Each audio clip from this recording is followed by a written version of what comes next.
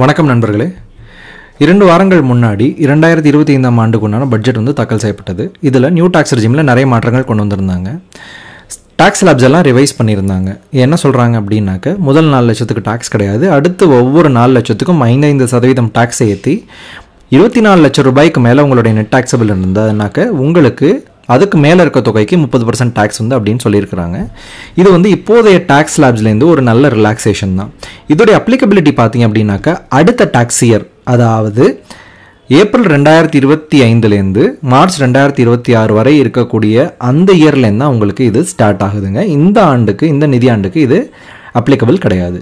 ஆனால் இதை விட ஒரு முக்கியமான அனௌன்ஸ்மெண்ட், அதுதான் சோஷியல் மீடியாவில், நியூஸில், ட்விட்டரில் எல்லாருமே வந்து அதை பற்றி தான் பேசினாங்க.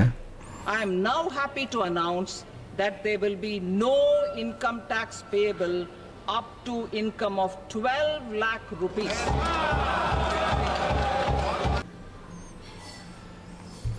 அதாவது செக்ஷன் 87A கீழே இருக்கக்கூடிய ரிபேட் லிமிட்டை 7 லட்சத்துலேருந்து 12 லட்சமாக மாற்றினாங்க. அதாவது உங்களுடைய நெட் டாக்ஸபிள் இன்கம் 12 லட்சம் ரூபாய் வரை இருந்ததுன்னா உங்களுக்கு எந்த விதமான வருமான வரியும் கிடையாது.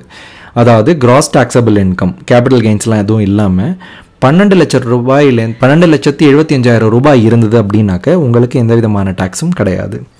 சரி சார், இப்போ எல்லாருக்குமே ஒரு க்யூரியஸான கொஷின், என்னுடைய கிராஸ் டாக்ஸபிள் இன்கம் 12,75,001 ரூபாயாக இருக்குது, அப்போ என்ன சார் பண்ணுறது? அப்போ வந்து நான் என்ன 60,000 ரூபாய்க்கு டாக்ஸ் கட்டணுமா? இல்லைங்க. இப்போ நம்ம ரமேஷ் சுரேஷ் எக்ஸாம்பிள் எடுத்துப்போமே. இப்போ ரமேஷ் பார்த்தீங்கன்னாக்கா 12,75,000 ரூபாய், அவருடைய ஸ்டாண்டர்ட் டிடக்ஷன் போக நெட் டாக்ஸபிள் இன்கம் 12 லட்சம். சுரேஷ் வந்து இவரோட ஒரு 1000 ரூபாய் அதிகமாக சம்பாதிக்கிறாரு, ஸ்டாண்டர்ட் டிடக்ஷன் போக 12,01,000 ரூபாய். இப்போது இந்த நியூ ரூல் படி ரமேஷுக்கு இன்கம் டேக்ஸ் 0, ஆனால் சுரேஷ்க்கு டேக்ஸ் லேப் படி கால்குலேட் பண்ணோம் அப்படின்னாக்க இன்கம் டேக்ஸ் 60,150 ரூபாய். ரமேஷை பொறுத்தவரையும் இவர் எந்த டேக்ஸும் கட்டாததுனால இவருடைய மொத்த டாக்ஸபிள் இன்கமுமே அவருடைய கையிருப்பாக இருக்கும். அவருடைய இன்கம் ஆஃப்டர் டேக்ஸ் வந்து 12,75,000 ரூபாய். ஆனால் இந்த கால்குலேஷன் படி நம்ம போனோம்னாக்க சுரேஷ்க்கு அவர் கையில் இருக்கக்கூடிய தொகை வந்து கணிசமாக குறையும். எவ்வளவு? 12,15,000 ரூபாயை வந்து மாறிடும். சுரேஷ் தான் என்னமோ அதிகமாக சம்பாதிக்கிறாரு, அதுவும் 1000 ரூபா அதிகமாக சம்பாதிக்கிறாரு. ஆனால் நம்ம சுரேஷோட கையிருப்பு தொகை வந்து உங்களுக்கு கணிசமாக ரமேஷோட வந்து உங்களுக்கு குறைஞ்சிருது. இது வந்து சரியாக இருக்க முடியாது, சரிங்களா? ஸோ இதுக்கு தான் வந்து அரசாங்கம் வந்து மார்ஜினல் ரிலீஃப் அப்படின்னு சொல்லிட்டு ஒரு கான்செப்டை வந்து அவங்க வச்சுருக்கிறாங்க. இது முன்னாடிலேருந்தே இருக்குது, இது இப்போ தான் இருக்குன்றது கிடையாது. இதில் என்ன சொல்கிறாங்கனாக்க, உங்களுடைய இன்கம் எந்த அளவு அதிகமாக இருக்கோ அந்த அளவு நீங்கள் டேக்ஸ் பே பண்ணினா போதும், நீங்கள் ஸ்லாப் படி பே பண்ண வேண்டியது இல்லை அப்படின்னு சொல்கிறாங்க. குழப்பமாக இருக்குல்ல? நம்ம எக்ஸாம்பிளோடவே நம்ம பார்த்துருவோம். இப்போ பாருங்கள், இப்போ வந்து 13 லட்சம் ரூபாய் வந்து இவருடைய ஒரு நபருடைய கிராஸ் டாக்ஸபிள் இன்கம்னா ஸ்டாண்டர்ட் டிடக்ஷன் போய் 12,25,000 ரூபாயாக மாறிடுது. இந்த ஸ்லாப் படி 63,750 ரூபாய், சரிங்களா? ஸோ இவருக்கு வந்து இன்கம் ஆஃப்டர் டேக்ஸ் மீதி இருக்கக்கூடிய தொகை பார்த்தீங்கன்னாக்கா 12,36,000 ரூபாய் தான், சரிங்களா? இப்போ தான் மார்ஜினல் ரிலீஃப் அப்படின்ற கான்செப்ட் வந்து உங்களுக்கு வருது. இதில் என்ன சொல்கிறாங்க அப்படின்னாக்க, பாஸ் நீங்கள் வந்து ஃபுல்லாலாம் நீங்கள் வந்து 63,000 ரூபாய் பே பண்ண வேண்டியது கிடையாது, உங்களுடைய கையிருப்பு தொகையை வந்து நாங்கள் 12,75,000 நாங்கள் ப்ரிசர்வ் பண்ணுறோம். அப்படின்னா நீங்கள் எவ்வளோ டேக்ஸ் பே பண்ணணும்? நீங்கள் 25,000 ரூபாய் டேக்ஸ் பே பண்ணினா போதும் அப்படின்னு சொல்கிறாங்க, சரிங்களா? இதை இன்னமும் நம்ம நல்ல எக்ஸாம்பிள்ஸோடு பார்க்கலாம். இப்போ 12,76,000 ரூபாயை வந்து நான் இதோடைய போடுறேன். இதில் பார்த்தீங்க அப்படின்னாக்க இவருடைய டேக்ஸ் கால்குலேஷன் என்னமோ 60,000 சொச்சம் வருது, ஆனால் இவர் கட்ட வேண்டிய இன்கம் டேக்ஸ் பார்த்தீங்க அப்படின்னாக்க 1000 ரூபாய் தான், சரிங்களா? இதுதான் மார்ஜினல் ரிலீஃப். இப்போ 12,90,000 ரூபா போடுவோம். பார்த்தீங்க அப்படின்னாக்க இவருடைய சம்பளம் வந்து 12,75,000லேருந்து 15,000 ரூபாய் கூட, சரிங்களா? ஸோ அந்த 15,000 ரூபாயை வந்து இவர் கட்டினா போதுமானது. ஸோ இவருடைய கையிருப்பு தொகை இன்கம் ஆஃப்டர் டேக்ஸ் பார்த்தீங்க அப்படின்னாக்க உங்களுக்கு 12,75,000 ரூபாயாக ப்ரிசர்வ் ஆகும். சரி, இது எந்த அளவு சார் வந்து இது அப்ளிகபிள் ஆகும்? எப்போ வந்து உங்களுடைய டேக்ஸ் வந்து ஆக்சுவலாக உங்களுடைய கையிருப்பு தொகையை விட, உங்களுக்கு கையிருப்பு தொகையை 12,75,000 ரூபாயை விட அதிகமாகுதோ அப்போ வந்து நீங்கள் டேக்ஸ் லேபுக்கு மாறிடணும். அது என்ன அமௌண்ட்டு பார்ப்போமே. இப்போ 13 லட்சம் ரூபா போட்டோம்னாக்க நீங்கள் கட்ட வேண்டிய டேக்ஸ் வந்து 25,000 ரூபாய்.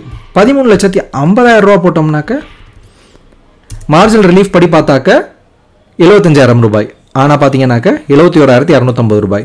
ஸோ இந்த 13 லட்சத்துலேருந்து 13.5 லட்சத்துக்கு இடைப்பட்ட இருக்கக்கூடிய அந்த விண்டோவில் தான் உங்களுக்கு வந்து இந்த மார்ஜினல் ரிலீஃப் கான்செப்ட் அப்படிங்கிறது முடியுது. அது எந்த தொகை அப்படின்னாக்க உங்களுடைய கிராஸ் டாக்ஸபிள் இன்கம் 13,45,588 ரூபாயாக இருக்கும்போது உங்களுக்கு நெட் டாக்ஸபிள் இன்கம் 12,70,000 மாறும். அப்போ நீங்கள் 70,588 ரூபாய் கட்டினால் போதுமானது.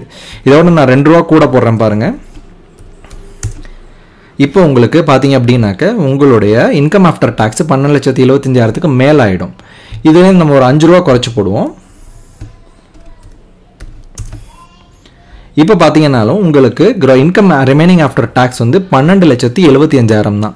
அதாவது என்ன சொல்ல வராங்க அப்படின்னாக்க உங்களுடைய கிராஸ் டாக்ஸபிள் இன்கம் 12,75,000லேருந்து 13,45,588 ரூபாய் வரை உங்களுக்கு இந்த மார்ஜினல் ரிலீஃப் அப்படிங்கிறது வந்து உங்களுக்கு அப்ளிகபிள் ஆகும். இந்த விண்டோவில் பார்த்தீங்க அப்படின்னாக்க உங்களுடைய கையிருப்பு தொகை இன்கம் ஆஃப்டர் டேக்ஸ் பார்த்தீங்க அப்படின்னாக்கா 12,75,000 ரூபாய் தான். இதுதாங்க மார்ஜினல் ரிலீஃப். இதுதான் நான் வந்து ஒரு டேபிளாக போட்டிருக்கேன். இப்போ பார்த்தீங்க அப்படின்னாக்கா gross taxable income 12,75,000, net taxable income 12, so tax வந்து 0. இப்போ இந்த மார்ஜினல் ரிலீஃப் படி உங்களுக்கு டேக்ஸ் வந்து அதிகமாகிட்டே போகுது. இந்த 13,45,588 ரூபாய் வரும்போது 70,588 ரூபா வருது. அதுக்கப்புறமா ஆக்சுவலாக டேக்ஸ் லேப் வந்து உங்களுக்கு அப்ளிகபிள் ஆகிடும். சரிங்களா? இவ்வளவு தாங்க கான்செப்ட். சரிங்களா? சரி, மார்ஜினல் ரிலீஃப்னால் உங்களுக்கு என்ன அப்படின்றது புரிஞ்சிருக்கும் அப்படின்னு நம்புகிறேன். இந்த டேக்ஸ் கால்குலேட்டர் உங்களுக்கு வேணும் அப்படின்னாக்கா நீங்கள் கமெண்ட் பண்ணுங்கள். இந்த வீடியோ வந்து ஒரு 1000 வியூஸ் தாண்டின அப்புறமா நம்ம வந்து அப்லோட் பண்ணுவோம். அப்லோட் பண்ணி டிஸ்கிரிப்ஷனில் நான் வந்து உங்களுக்கு போட்டுடுறேன், கமெண்ட்லேயும் பின் பண்ணிடுறேன். நீங்கள் போய் டவுன்லோட் பண்ணி பார்த்துக்கலாம். இது ஒரு சிம்பிளான கேல்குலேஷன் தான். இதுக்கு பெரிய அளவில் டேக்ஸ் கால்குலேட்டர்ன்றது தேவைப்படாதுன்னு நினைக்கிறேன். அடுத்து வரக்கூடிய வீடியோக்களில் இந்த நியூ டாக்ஸ் ரெஜிமில் என்னென்ன டாக்ஸ் சேவிங் மெத்தடாலஜி இருக்குது, இதில் கூட டாக்ஸ் சேவிங் மெத்தடாலஜி இருக்கா சார்? இருக்குது, ஆமாம், அதையும் நம்ம டிஸ்கஸ் பண்ணுவோம். அப்புறமா இன்கம் டேக்ஸ் பில் வந்து இப்போ லோக்சபாவில் வந்து இப்போ வந்து அதை வந்து கொண்டு வந்திருக்கிறாங்க. அதை பற்றிய டீட்டெயில்ஸ் வந்து வெளியில் வர ஆரம்பிக்கும் போது அதை பற்றி நம்ம டீட்டெயில்டாக நமக்கு எது முக்கியமோ அதை நம்ம டிஸ்கஸ் பண்ணுவோம்.